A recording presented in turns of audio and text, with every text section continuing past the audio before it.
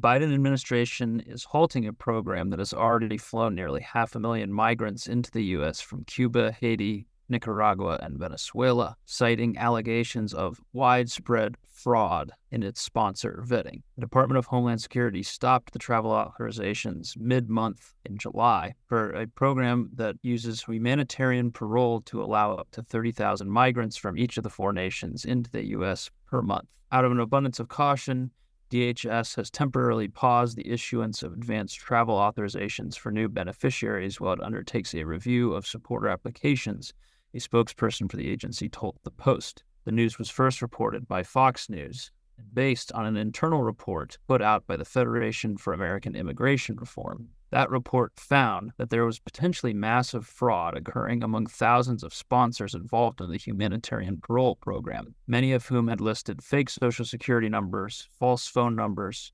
deceased persons, and repeated home addresses and IP addresses for a host of different migrants who were applying for the program. The review had been conducted by a sub-agency of DHS, the Citizenship and Immigration Services, and found that many applications listed the same physical address. At least 100 were listed on 19,000 different forms, and many had taken use of the same IP address. One of those IP addresses was located in Tijuana, Mexico, and used more than 1,000 times, according to the FAIR internal documents. The same exact answers were plugged into the same form on hundreds of applications.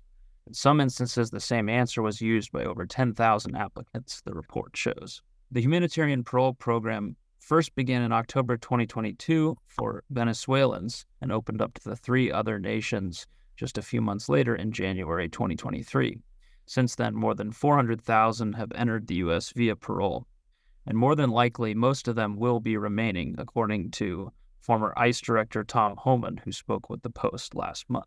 House Homeland Security Committee Chairman Mark Green, in a Friday statement, called for the immediate termination of the humanitarian parole program, saying that the admission by the Biden-Harris administration vindicates every warning that his committee has ever issued about the unlawfulness of the, what he called, mass parole program. This is exactly what happens when you create an unlawful mass parole program, he said, in order to spare your administration the political embarrassment and bad optics of overrun borders.